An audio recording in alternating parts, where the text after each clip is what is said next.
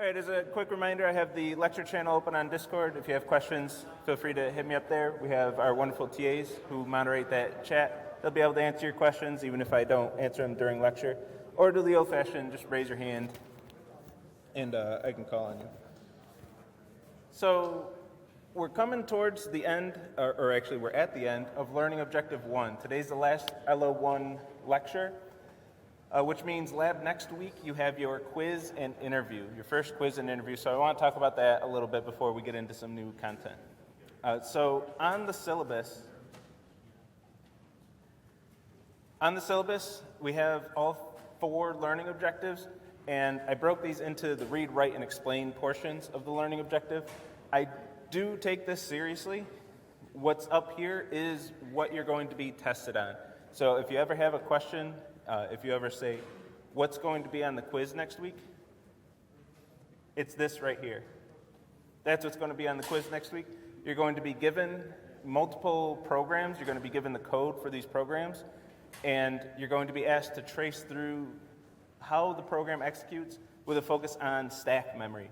So just like we did in Wednesday's lecture, just like we'll do in today's lecture, we're going to take some code, trace through the stack as that code executes. Talk to me what's happening. There'll be a highlighted line in the code, and I'm going to ask, what's the state of the stack at that highlighted line? And I'm also going to ask you to step through every portion of that, the execution of the program, and talk to me what's going on. When this line's executed, what's happening with the stack? What's happening with the stack? What's happening with the stack? Just like in lecture where we walk through the stack examples. So you can expect like 2 or 3 programs. That's what you're going to be doing for your lab quiz, tracing through them, explaining everything that's going on. And at the highlighted line, what's the exact state of the stack? That includes stack frames, all the variables on the stack, and any blocks, any code blocks. Mark, okay, this is the start of the if block. This variable is declared inside that block, etc. What's going on the stack? For the interview, you can expect these to be the interview questions. The specific questions might be a little different. They might even vary from interview to interview. But these are the concepts we want to know. Can you describe stack memory, including stack frames? Can you explain to me, explain to the TA what variable scoping is? So a lot of stack concepts on the interview. Studying these last 2 lectures is critical for that interview. And also unit testing. We might ask you, how would you compare 2 doubles? How would you compare 2 lists? How would you compare 2 maps? And I want to hear those things, the TAs want to hear those things that we talked about in class. Well, with doubles, we have truncation errors. That's going to affect how we compare them. So we have to do this epsilon, 64-bit doubles, all that good stuff. That's what we want to hear in the interview. Comparing lists, when the order doesn't matter, what are we going to do to handle that? Well, if we sort the lists and then compare, and it compares element by element, then we're good to go no matter what the order of those elements are. So things like that of understanding how those concepts work. And this last bit is important, well reflecting on their importance in the programs we write. So why are these things actually important? Why are we even going through learning how the stack works? Who cares? Who cares how the stack works? So we're looking for, can you map the relevance of what we're learning in class about stack memory, variable scoping, things like this, to the programs that we write. One of my favorite questions during an interview, I'll do something like this, explain to me stack frames or whatever. Student gives me a pretty good answer. My follow-up I like to ask is, explain to me some place where you've applied this concept in the programs that you've written. So tell me why variable scoping actually matters to you. Why does that matter? And why is that something we should be thinking about when we're writing our programs? Then hopefully you say, I said stack frame, didn't I? And then for stack frame, I'd want to hear something like, well, for when a function is called, I know that's in an isolated environment. I don't have to worry about variable name collisions outside of the stack frame. Something like that would be amazing. And then write, that's pale blue dot. I don't really like to talk much about that, but that's exactly what pale blue dot is doing. You're writing methods in Scala and writing automated tests to verify the functionality of those methods. That's what pale blue dot's all about. Getting comfortable with Scala and writing unit tests to test your code. So no surprises, like the whole semester, like you know, even up to learning objective 4, you know what's going to be on that quiz. I'm going to give you some code that uses linked lists, trees, and graphs. You're going to have to read through and trace through those programs. No surprises. Everything's out there on this syllabus. That's what's going to be on the last interview. We're going to ask you about the structure of linked lists, trees, and graphs. The first question you're going to get on that interview is probably, what's the structure of a linked list? Not pulling any punches here. And then after you answer that, depending on your answer, you'll get some follow-up questions as well, which might be more specific and really with the intent of, okay, do you really understand that, or did you just memorize the slide on linked lists? That's what the follow-up questions are going to get at. When you do your interview and your quiz, but mostly your interview for this point, your TA giving the interview is not grading you. They're not determining whether or not you've passed the interview. Interviews and quizzes, by the way, are pass-fail, if you forgot that from day one. They are pass-fail. What the interview TA is going to do is record the answers that you give and then report them to myself and the rest of the TAs. And then the course staff, myself included, we're going to, as human beings, look at the answers that you've provided that were told to us by the interviewee, and then we're going to determine if those answers are good enough to warrant credit or not. So please do not bug your interviewee. They don't have the power to say whether you passed or failed. Don't ask them.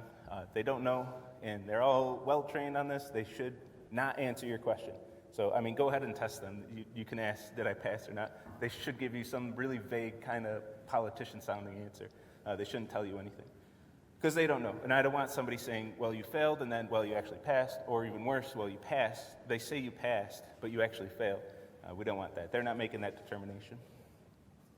And I do that to protect the TAs. I don't want you pestering them and coercing them into giving you a passing grade. That and some TAs would grade differently. I want some quality control. Getting the easy TA or the difficult TA for your interview shouldn't matter, because we're just going to look at what you answered and then make decisions based on that. So if you think you got 3 really harsh TAs in your lab, that shouldn't matter, because they're just going to report to us, to myself, and several TAs are going to help me out. And we're going to know, oh, in that lab, everybody gets low scores. Yes, those are harsh TAs. We're going to take that with a grain of salt and really read into what they reported. All right, any questions on what's going on in lab next week? Lab next week is really important. It's our first learning objective checkpoint.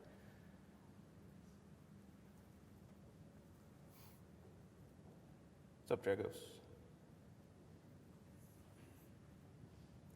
Yeah, I got the button down and the dress pants. It was picture day today. I had to dress up. So we're right here at the end of LO1. So next week's lab verification and quiz and interview. These are pass-fail, and you have to pass both of them to pass the course, lest you forgot how grading works. So if you don't pass both of them, 2 weeks later, we'll have Project 2 primer here, and then 2 weeks later, there's the second chance interview and quiz. So if you failed either or both of the quiz or an interview, 2 weeks after next week, you go to lab again, you get your second chance, you do the same thing again. You get the interview, you get another version of the quiz, and you try again. I want to give you more chances to be able to complete that stuff, these things, since you do have to complete that. They're the learning objectives. That's what I need you to get out of this course before you pass this course. So I'm going to give you chances to do that. If you don't get it this time, then you're a bit more at the mercy of myself and the TAs. You'll get an email outlining what this means, how that's going to affect you, and what your third opportunity is. And then for the quiz and interview, you'll at least get one last chance, which will be with me. Nobody's failing this course without coming through me, or if you just give up and don't show up to my interview, of course you're going to fail without seeing me. But you're not going to try and fail without seeing me. I get that. I want that last determination. I want to actually see you in person and see, or possibly a Zoom call, and see, okay, does this student actually have no idea what a stack frame is after 4 interviews and several months? Okay, you really don't. Yes, you failed. Sorry. But I want that last determination. I don't want anybody getting screwed out of these things. So you have lots of chances. Your job is to study, make sure you know these things, make sure you're studying. Okay, can I, oops, not far enough. Okay, can I actually describe the concepts of stack memory, stack frame, variable scoping, and unit testing while reflecting on their importance in the code we write? If you can actually do that, that's your goal. Study that and get to the point where you actually really know these concepts, and then I'll find out that you know that, and then I'll pass you. That's my job, is to make sure that you, to find out that you understand that stuff. If you actually don't understand it, it's my job to find out that you don't understand it and fail you. That's just the nature of this job. So your job, read through these learning objectives and actually know how to do this stuff. Any questions on any of that? I didn't mean to talk that long about it, but it is important. I'm sure that's what a lot of you are thinking about is this lab next week. Let's talk about some more stack examples. We got 2 examples today we're going to go through. First one's going to focus on variable scoping, and the second one's going to focus on multiple frames on the stack, something we haven't seen yet, multiple frames on the stack. So the lecture question today, lecture task 6, is, of course, the last lecture task of this homework. This is going to find the closest city. So you have a method that takes 2 parameters, a string, which is going to be the cities.csv, that file name, and the second one's going to be a list of doubles, which you can assume will have 2 values, which is the latitude and longitude of a location on Earth. So you have latitude and longitude in this list of doubles, which you can get the first element, that's your latitude, second element, that's your longitude. Get those values out of that list of doubles and tell me the city in the cities.csv file that's closest to that point on Earth. And by closest, we mean closest by greater circle distance for this objective. And then return the city that you find as a list of strings containing 3 strings, which are the country code, the city name, and the region exactly as they appear in the file. So no worrying about uppercase, lowercase for this objective. We've been done with that since lecture task 3. So give me everything exactly as it shows up in that file. Write your tests for this, and then complete the objectives. Hopefully by now, well, except people who haven't had lab yet this week, you should all have testing, ideally for all 6 lecture objectives. You should have really, really hot test suites for all these things. Maybe if in your lab you didn't get all the way to lecture task 6, that's fine. But you should be pretty comfortable with tests. If no closest city is found, this won't really be an issue, but just for completeness, you're going to have some closest city that you initialize at, then have a loop that goes through the file, finds the closest city, and then returns that closest city. So when you initialize before the loop, if you initialize with an empty list, then that by default is returned if no closest city was found, which would be the case if the cities.csv file was empty. If I gave you a blank file for cities.csv, you would return the empty list.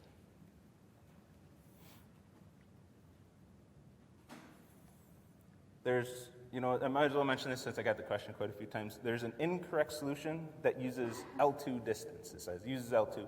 L2 distance, if you haven't heard that term, is the same as Euclidean distance, or more in-depth, takes the latitude and longitude, takes the sum of the squares of each component, latitude and longitude, sum of the squares of the differences, and then the square root of that. I'm sure you've used that equation a billion times. That's how we measure in Euclidean space or L2 space or like a flat plane. Those are all the same terms. Instead, we need greater circle distance, which is points on a sphere. If you're having trouble with that test case, my hint is always, longitude gets, if you're treating these as Cartesian, as Euclidean, latitude gets really inaccurate near the poles.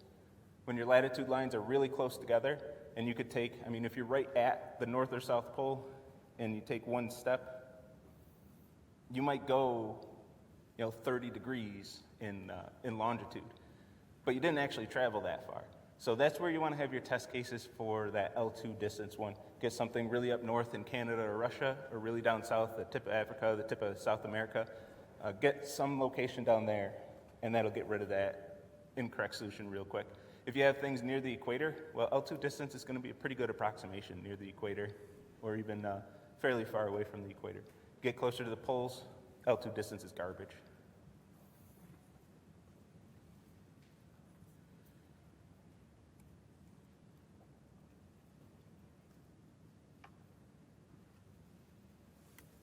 Okay, let's jump into an example.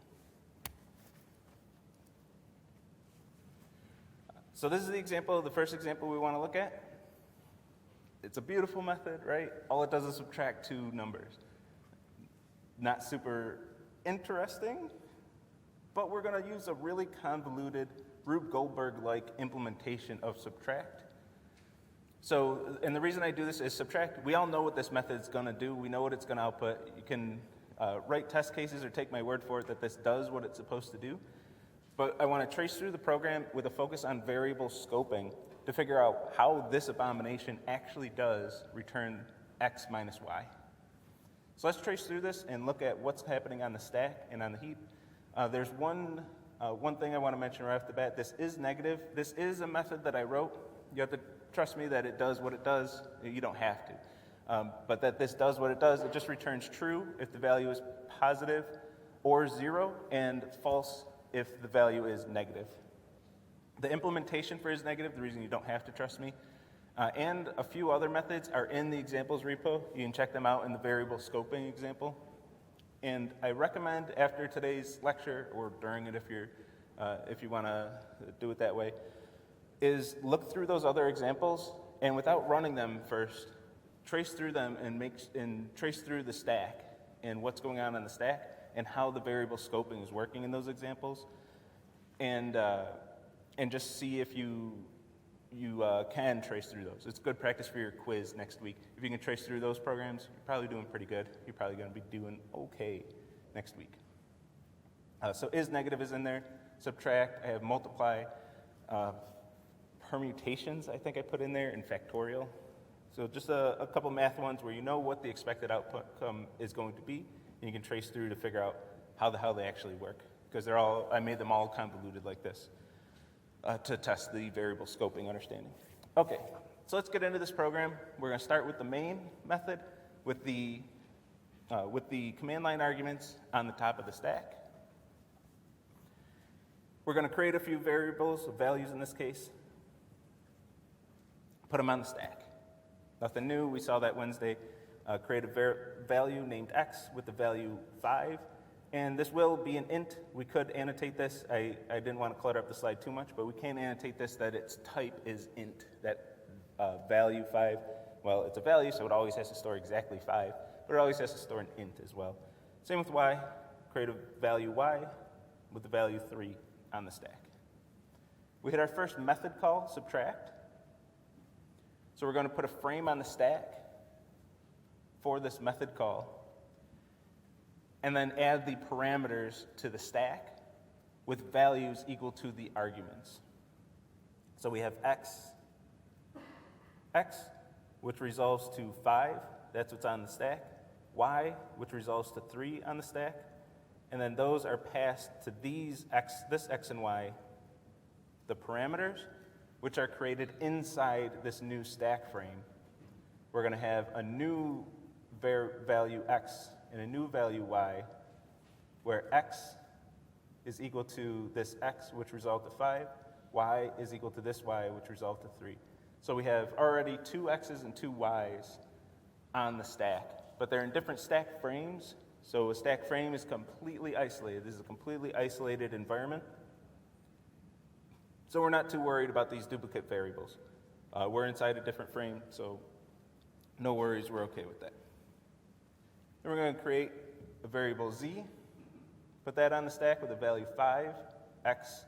We look up x, resolves to 5, so that's what z gets. We're going to start a loop, so we have a new block here. Create the looping variable I, and put that in the stack inside that loop block. And initialize it as the value 0, which is the first value that we're iterating over here. We're going 0 until the absolute value of y, which happens to be 3 in this case. So 0 to 3, initially I is going to get the value 0. Inside this block, we're going to create a value x. And this is valid. We can do this. So we're going to create a new value x and give it a value 20 inside this loop block. Now we have another x right here in the same stack frame, But since that variable is in a different block, this is valid. We can reuse that name. This code runs, it compiles, it does actually subtract x minus y and return the correct value. This is all valid code. We can have two x's on the stack in the same frame. And of course, we have another x that's outside of this frame, which is in a completely different environment. It's a completely different stack frame. We're not worried about that one at all. But we have two x's in the same stack frame. Then we're going to hit a conditional. Is y negative? No. So we're going to hit the else. Inside the else block, we're going to create another value x with a value of 1. Again, this is in a different block. We're nested one block more. So this is perfectly valid. We can have another value x, another variable named x, and add that to the stack. Perfectly valid code. We're well within our rights to do this. The compiler's not going to get mad at all. If we had two inside the same block, if right after this line I had val x of type n equals 2, that's going to be an error because they're declared inside the same block. If they're not in the same block, we can reuse these names. Now, for stylistic purposes, we usually want to avoid that, but this is valid. This is something that we need to understand, this idea of variable scoping. In practice, you usually just want to use different names, keep things easier. So if you forget this lesson, you can still trace through your code. But for now, we want you to know this stuff. This is important to understand. And now we're going to compute z minus x and store the result in z. Now here's where we got to do some thinking. We want to compute z minus x, so we have to resolve z and x to their values that they store. But I have 4 different x's on the stack right now. 4 different x's. So how are we going to decide which one we're going to use? Or which ones? Maybe we'll use several of them. And there's only one z, but it's not in our current block. So let's go through our scoping rules and see how we're going to figure out which variables we're going to use. And give it to me, come on.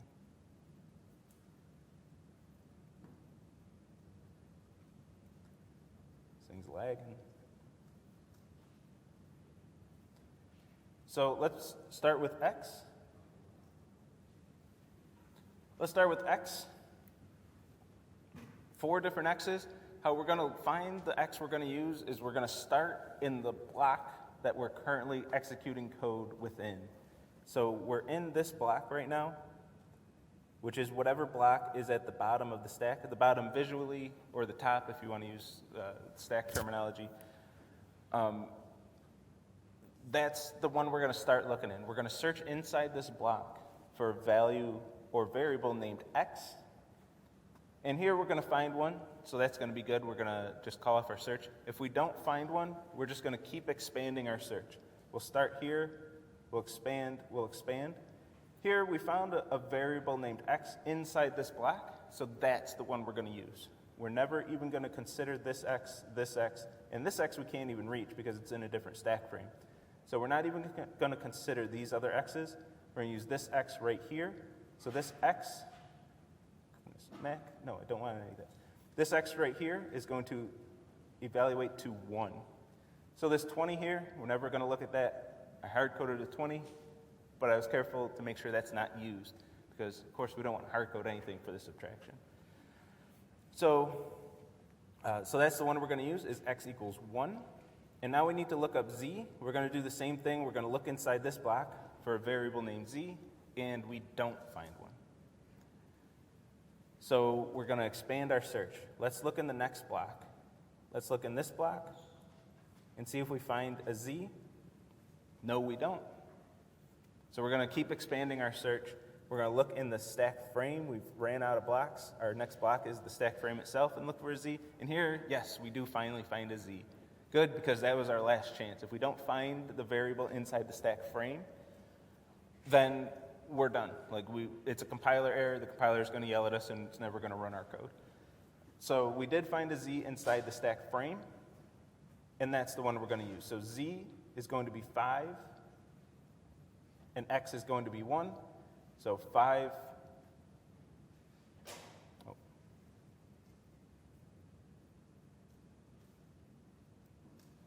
So 5 minus 1, and then we're going to reassign 4 to z. So this z outside of those blocks was updated. So when we're reading or writing a value to a variable, we're going to follow the same procedure. We find that z, we're going to write to that value. Then we hit the end of this else block. So the else block blows up. This is gone. And now if we use x right here, if we had a line in between these two braces, then we would end up using this x with a value of 20. So if we used x right here, that's the x we're going to get, because that x that was inside the else block that we used last time we needed an x, it's not there anymore. It's not on the stack. So now then, if we used x right here, we would look for the x with the innermost scope, which is in the currently running block, if we had an x that we were using right here. Then we keep going through the loop. We would do that for all the values of I. Again, you understand how loops work. I'm not going to belabor going through every single one. I would be just repeating the same things for each iteration of the loop. But once we go through that, if you do trace through the whole thing, you'll end up with z equals 2 at the end. And we're going to return 2, which is the proper math that we wanted to do. Once the method ends, that stack frame is gone. We're back into the main stack frame, and these variables that have been patiently sitting there the entire program, this x and y, they're now back in scope. So now if we use x and y, we're back to this x and y in the main stack frame. We're going to declare a variable of value z, assign it the result of subtract, which was 2, print to the screen, hit the end of the program, the main stack goes away, the program ends, the JVM gives the stack memory back to the operating system, or hangs on to it. I think the JVM hangs on to it for the next Java bytecode program that it needs to run.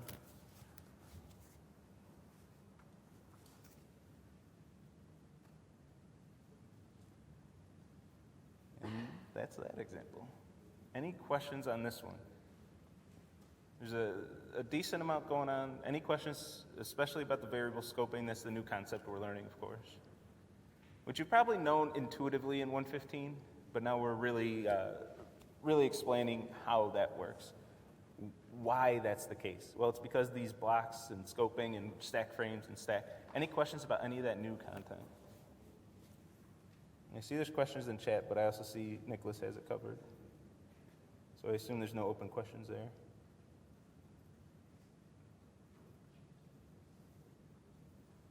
The most recent is the bottom of the stack, visually at least, which is how it works in memory. Well, I mean, which way's up in a computer, I guess.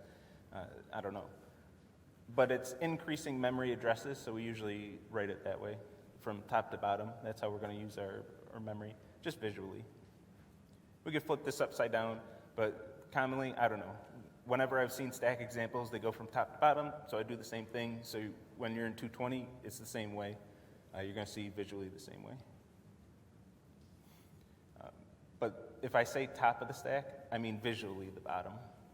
I think I was consistent with that, but I'm not sure. You have a question? When does it what? Sorry. Can you speak up a little? When does it start the for loop?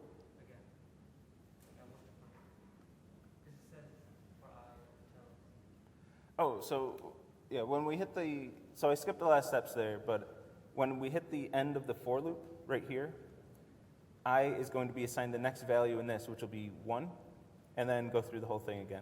But each time we hit this, it'll go 0, then 1, then 2, then 2, until, so it's endpoint, I have to think about that one a second, until, so the endpoint's excluded, so 0, 1, and 2. So what this is doing is starting with x, and then 0 until y minus, through y minus 1. So y number of times we're going to go through this loop, and we're subtracting 1 each time. So that's how we get the subtraction. Okay.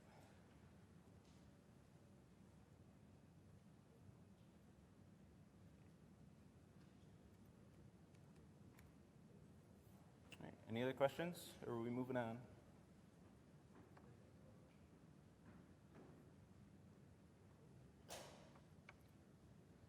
Yeah, every function call is going to create a stack frame, and every block of code is going to affect variable scope. So blocks of code, it's if, else, for loops, while loops. Any place where you have braces in your code, for Scala anyway, anytime you see braces, that's a block of code. So this is its own block, this is its own block, this is its own block, and this is its own block, but the block defined by a function or a method, that's going to create stack frames, so we treat those a bit differently because they're treated through stack frames. And I guess I'll highlight the last block too. But anywhere you see braces, and you know what, I mean, that is true, but sometimes you can use syntax that doesn't use braces that also creates stack frames. I won't throw those at you on a quiz, but you can have blocks that don't have braces and write things in line. Some people like to do that as a stylistic choice, which is fine. But anytime you have brace, it is a code block, and then some code blocks don't have braces, for what it's worth. All right, let's move on to the next example. Compute geometric sum. Oh, I forgot to rename this. It's not actually the geometric sum. I feel like I feel bad for that one, but it's not actually geometric sum. I was thinking of the wrong thing. Geometric sum's the sum of fractions, decreasing fractions and stuff. This should be just, I always forget what this is called, but just the sum of values from 1 to n. So if I give this the value n, like 3 in this case, this should return 1 plus 2 plus 3, or 6. It's not geometric sum, I'm sorry. I meant to fix that, I forgot to update it. I just realized when I looked at it now, I didn't update this. But anyway, we're going to pretend this is what geometric sum is, I guess. So we're going to run this function and this method, which happens to be your first recursive method. Now, at this point in the semester, I don't expect you to fully understand recursion. That's a Learning Objective 3 topic. So we're not there yet. I certainly won't ask you to write recursive methods at this point. But I would expect you to be able to trace through this, and we're going to go through the example and trace through this. I also won't put recursion like this on your quiz. I mostly, part of why I do this recursive example is because it fits on a slide easier, so I can get a bunch of stack frames on the stack without having too much code. But it's also to foreshadow Learning Objective 3, so you're not completely shocked when I do that. So this is a recursive method. I'm confident that you would be able to trace through this right away, but the big magic here, the big trick, is this method calls itself. Whenever we have that, that's called recursion. This is a recursive method because it calls itself, which seems really counterintuitive if it's the first time you're seeing this. The definition of a method itself contains its own definition. It seems wild. But we're going to trace through this and just break it down one line at a time and trace through this to see how something like this could possibly happen, how this works. So again, we're going to start with our main method. We're going to hit our first line, which right away goes into our method call, and right away we're going into a new stack frame. That stack frame is going to create its parameter, n, put that on the stack, give it a value equal to the argument, 3. So we have n with a value of 3 in a stack frame, which is a call of this compute geometric sum method. So that we've seen before. Then we're going to enter the method. We're going to check if n greater than 0. We're going to look for n. We're going to look for n. We find it right here. It's 3. 3 is certainly greater than 0. So we're going to enter this if block, put that on the stack, and the first line of code inside this if block is another call to compute geometric sum. So now we're going to ignore the fact that this is calling itself, which may seem a little strange, and just think through how we know stack frames work. We have a method call, which means we're putting a new frame on the stack. That method has a parameter, which we're going to create on the stack, and it takes an argument. In this case, n minus 1. We're going to look for an n. Now, this is resolved before the stack frame is created, so we find this n of 3 minus 1. That's 2. Put that on the stack inside the newest stack frame that was just created. And then go about our day. Okay, now we're in a stack frame. We're in a stack frame of compute geometric sum, where n is 2. 2 is greater than 0. So we enter the if block. The if block calls compute geometric sum. N is 2. So compute geometric sum creates a new stack frame where n equals 1. So right here we have 3 calls on the stack right now. They happen to be of the same method, but they're completely different isolated environments. We have a stack frame with an n of 1. We have a stack frame with an n of 2, which happens to be sitting on this line right here waiting for a return value. And we have a stack frame where n is 3, again, waiting specifically for this call to resolve. Once that resolves to a value, it can create a variable named result and go about its business. But it has to wait right here for these stack frames to resolve. And finally, we have one more stack frame where n is 1, that's still greater than 0. Compute geometric sum of 1 minus 1, 0. Get another stack frame on the stack where n is 0. So now we have 4 frames on the stack, 5 with the main method. 5 frames on the stack, so 5 completely different, separate environments where our code is executing. So we have to work with this. Actually, I have to mute it here. So we have to work with all these frames and figure out what's going to happen as these start to resolve. So now that we have n equals 0, we finally have this conditional being false, and we can enter the else block. There's no code after the conditional, so the conditional is going to determine which returned. And if the else block is hit, what's returned is going to be 0. In the if, what's returned is going to be a result. But in the else, we're just going to return 0. So this stack frame got to a return value. It got to the closing brace of the method. So it can return 0. It's going to say, what's the last expression that was evaluated? It was the int literal 0, so it's going to return 0. So this stack frame can end. Now when that stack frame ends, we go back to the previous stack frame on the stack. We pop that one off the stack and go back to the previous one and reactivate that one. We re-enter that isolated environment. We re-enter it, reactivate everything, spin everything up, wake it up, and say, hey, that method call you made, it returned the value 0, so you can keep going about your business. So in this stack frame, the stack frame where n is 1, this returned, it returned 0, so we're going to create a variable named result, put that on the stack right where we left off, right inside the if block. We're going to increment result by n, which we're going to look up n. We don't find it in the if block, but we do find it in the stack frame. It has a value 1. 0 plus 1, result equals 1. And then we hit the end of our if block, which is the end of the method. The last expression that's evaluated is the variable result, which resolved to 1. So we're going to return 1 in this stack frame. So now we wake up this stack frame where n is 2. We wake this stack frame up, say, hey, that stack frame ended.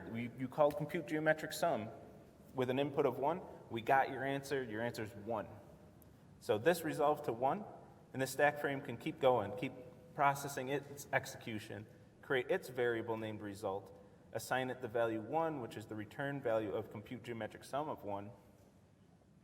Increment result by n. We find an n with a value of 2. Result is now 3. And we can return 3. We're going to return 3 back to the next stack frame, get that stack frame off the stack. Now the next stack frame that's exposed, that's the one that becomes active again. This stack frame was sitting at compute geometric sum, waiting for it to return. It did return. It returned 3, create the variable result, add n to it, which is 3 in this case. Result is 6. Give 6 back to the main method, which creates its own variable named result. Print result to the screen. Free the memory, program over.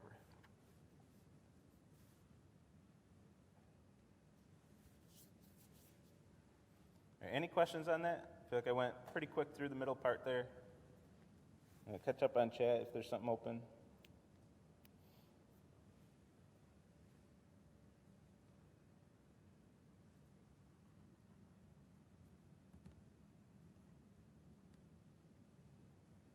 Looks like the TA's got that covered.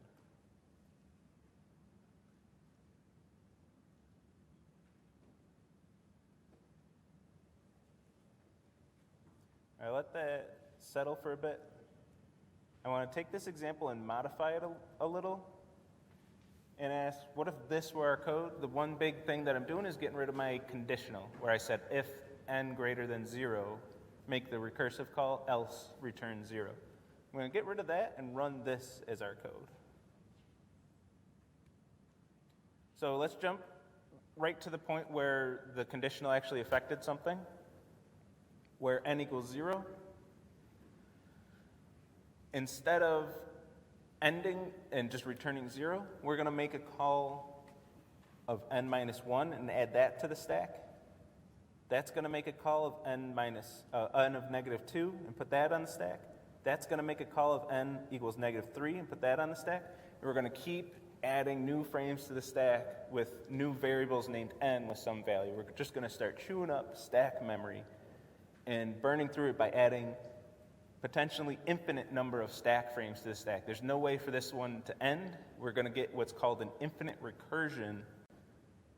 And when that happens, that's when we get our stack overflow error, the namesake of our favorite site.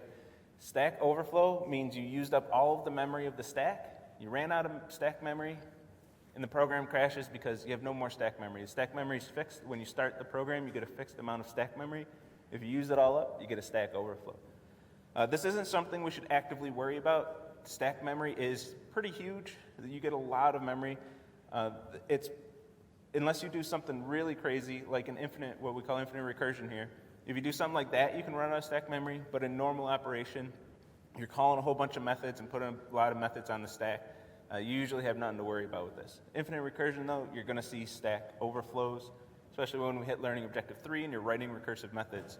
You're going to see some stack overflows, and you know that's what happened. You put probably an infinite number of frames on the stack, and you overflowed the stack memory.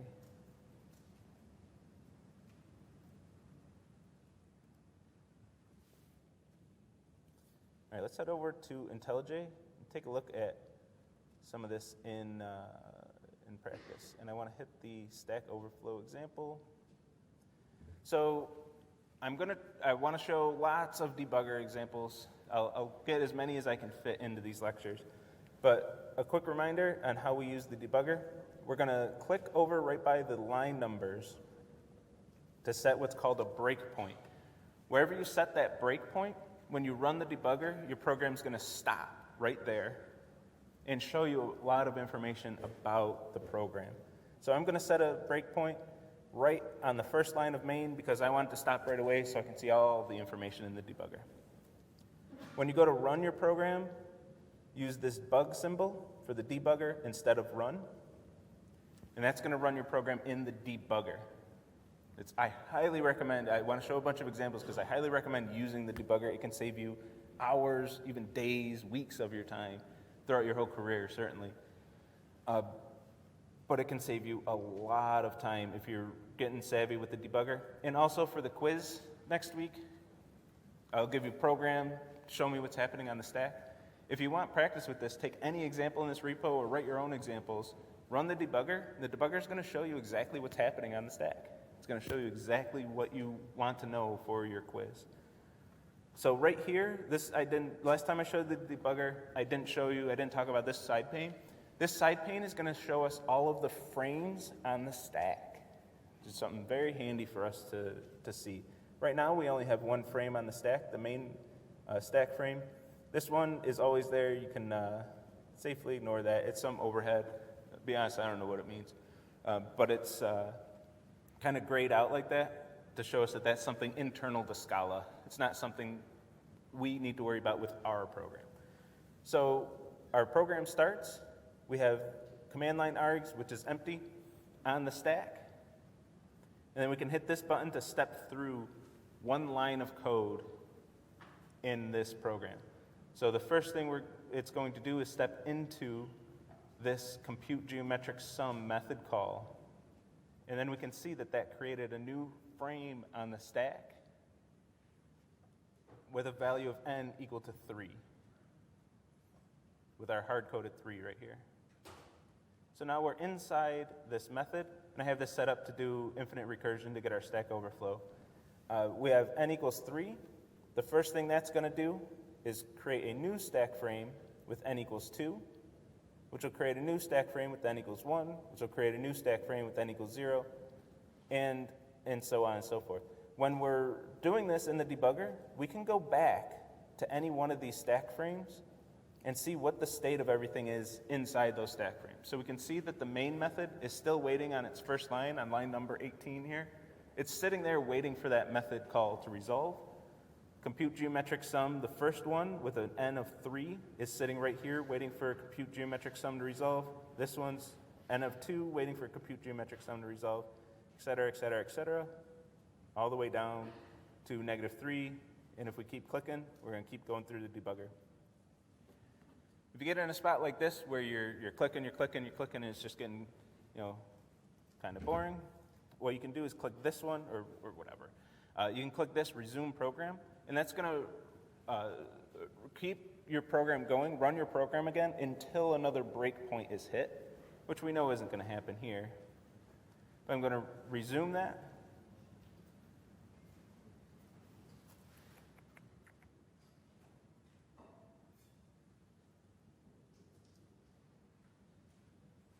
Should have broke by now.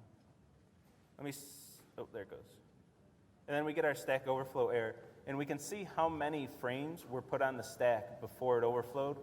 It's a lot. It's thousands of frames that were put on the stack before it overflowed. You have a lot of stack memory. So after all those frames were put on the stack, we get our stack overflow error. Program crashes. We can't do anything with that anymore. And that's everything I wanted to show. So have a good weekend. See you Monday.